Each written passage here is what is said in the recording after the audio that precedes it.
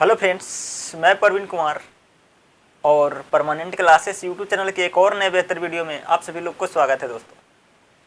तो दोस्तों आज हम लोग पढ़ेंगे उपकरण यंत्र और उनका उपयोग, जो आज हम लोग ट्रिक से याद करेंगे दोस्तों। तो दोस्तों इस चैनल पे सभी कम्पिटिटिव एग्जाम से रिलेटेड जीके जीएस का ट्रिक्स एंड टिप्स प्रोवाइड किया जाता है दोस्तों। तो दोस्तों अगर आप भी इस चैनल पे यदि नए होंगे तो मेरे वीडियो को लाइक और चैनल को सब्सक्राइब जरूर कर लीजिएगा दोस्तों, क्योंकि इससे होगा क्या कि जितना भी मैं जीके जीएस से रिलेटेड ट्रिक्स एंड टिप्स लाऊंगा उसका नोटिफिकेशन आप लोगों तक आसानी से पहुंच सकेगा। तो चलिए देर ना करते इस वीडियो के स्टार्ट करते हैं और इस वीडियो में अंत तक बने रहिएगा दोस्तों।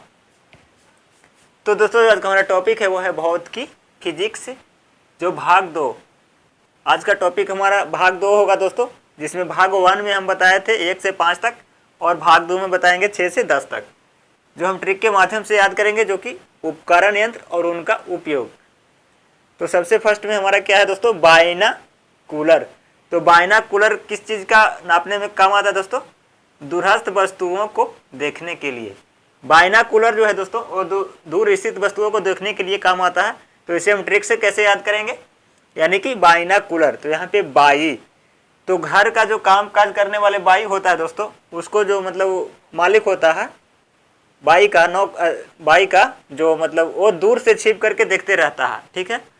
यानी कि जो घर का काम काज करने वाले जो बाई है, उसका जो बाई का मालिक जो है वो दूर से क्या चीज़ कितना दूर से देख रहा है, यानी कि वो उसे दूर से देख रहा है, यानी कि वो अच्छे से काम काज कर रहा है कि नहीं। यानी कि कहाँ से देख रहा है, यानी कि दूर से देख रहा है।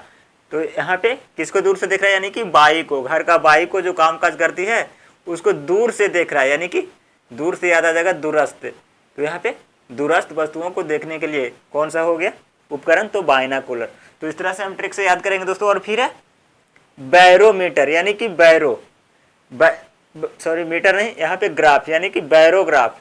तो बैरोग्राफ किस चीज मापने में काम आता है दोस्तों, वायुमंडलीय दाब। वायुमंडलीय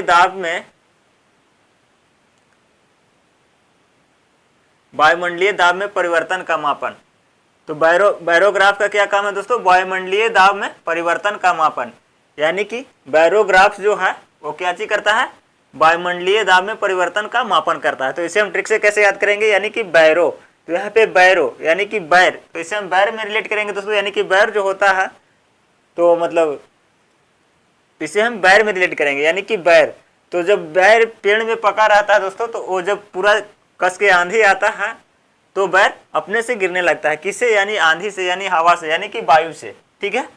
तो बैर जब पेड़ में रहता है वो जब हवा चलता है, यानी कि वायु जब तेज आएगा तो बैर अपने से गिरने लगेगा, ठीक है। तो यहाँ पे बैरोग्राफ है और यहाँ पे वायु, यानी कि बैर कब गिरेगा, जब वहाँ पे हवा तेज आएगा, यानी कि वायु तेज आएगा। तो बैरो यानी कि बैरोग्राफ, यानी कि ग्राफ, यानी कि बैर कब गिरेगा, यानी कि वायु तेज चलेगा, यानी कि वायुमंडलीय दाब में परिवर्तन का मापन। तो इस तरह से हम ट्रिक से याद कर लेंगे दोस्तों, यानी कि बैरो कब गिरेगा, तो वायु जब तेज चलेगा, यानी कि वायुमंडलीय दाब में परिवर्तन का मापन। तो इस तरह से हम ट्रिक से याद करेंगे दोस्तों। और फिर है क्रेस्कोग्राफ। और किस्कोग्राफ किसका मापन करता है, पेड़ पौधों को वृद्धि को अभिलेखन। यानी कि क्रेस्कोग्राफ जो है दोस्तों वो पेड़ पौधों को वृद्धि को अभिलेखन करता है। तो इसे हम ट्रिक से कैसे याद करेंगे, यानी कि क्रेस्कोग्राफ।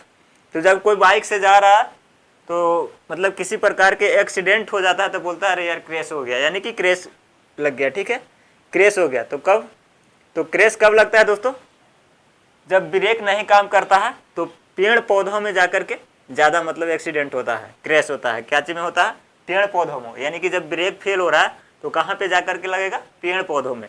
यानी कि यहाँ पे क्रेस्कोग्राफ है और जब ब्रेक फेल है तो वहाँ पे बाइक जब तेज़ी में है तो अब कहाँ ब्रेक काम नहीं करा तो कहाँ पे ठोकेगा, यानी कि पेड़ पौधों में, ठीक है। तो यहाँ पे क्रैश कब होता है, यानी कि पेड़ पौधों में ठोकने से, यानी कि क्रेस्कोग्राफ हो गया पेड़ पौधों को वृद्धि को अभिलेखन।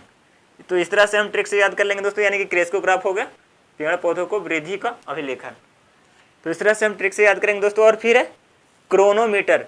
तो क्रोनोमीटर का काम है सही समय जानने हेतु जहाज में प्रयुक्त घड़ी। यानी कि क्रोनोमीटर का जो काम है दोस्तों वो क्या चीज मापता है, सही समय जानने हेतु जहाज में प्रयुक्त घड़ी। यानी कि जब हम लोग दीवार घड़ी जब लगाते हैं दोस्तों तो घर में किसी एक कोने में लगाते हैं, ठीक है। यानी कि घर में चाहे कहीं भी लगाते हैं तो किसी एक कोने में लगाते हैं, ठीक है। तो जब यहाँ पे हम समझेंगे जहाज, यानी कि जहाज में तो ज़्यादा जगह रहता नहीं है, तो वहाँ पे कोना में ही लगेगा घड़ी। तो क्रोनोमीटर, यानी कि यहाँ पे जहाज है और जहाज में एक कोने में घड़ी लगा हुआ है, तो सही समय जानने हेतु जहाज में प्रयुक्त घड़ी। तो इसे हम इस तरह से ट्रिक से याद करेंगे, यानी कि जहाज में कोने में घड़ी लगा हुआ है, यानी कि क्रोनो। तो यहाँ पे है ना कोना, कोना कोना, इसे हम कोना में रिलेट करेंगे क्रोना को। तो क्रोनोमीटर हो गया सही समय जानने हेतु जहाज में प्रयुक्त घड़ी। तो इस तरह से हम ट्रिक से याद कर लेंगे दोस्तों। और फिर है कार्डियोग्राफ, और कार्डियोग्राफ का काम है हृदय गति का मापन। कार्डियोग्राफ का काम कहा है दोस्तों, हृदय गति को मापन। तो इसे हम ट्रिक से कैसे याद करेंगे, यानी कि कार्डियोग्राफ, तो कार्डियोग्राफ यानी कि कार्डियोमीटर, जो भी कार्डियो से रिलेटेड हमें मतलब आता है उसे हम हृदय गति मापते हैं, हम लोग पढ़े भी है।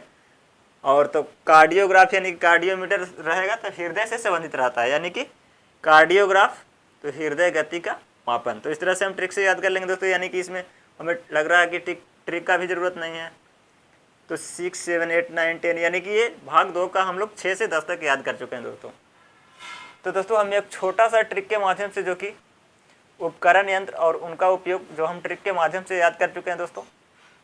तो दोस्तों हम इसी तरह के जीके जीएस के tricks and tips her topic पे लेके आते रहते हैं दोस्तों। तो दोस्तों मैं उम्मीद करता हूँ कि ये वीडियो आप लोगों को काफ़ी पसंद आया होगा, और यदि मेरा वीडियो अच्छा लगे तो लाइक, कमेंट और शेयर करना ना भूलें। थैंक यू दोस्तों।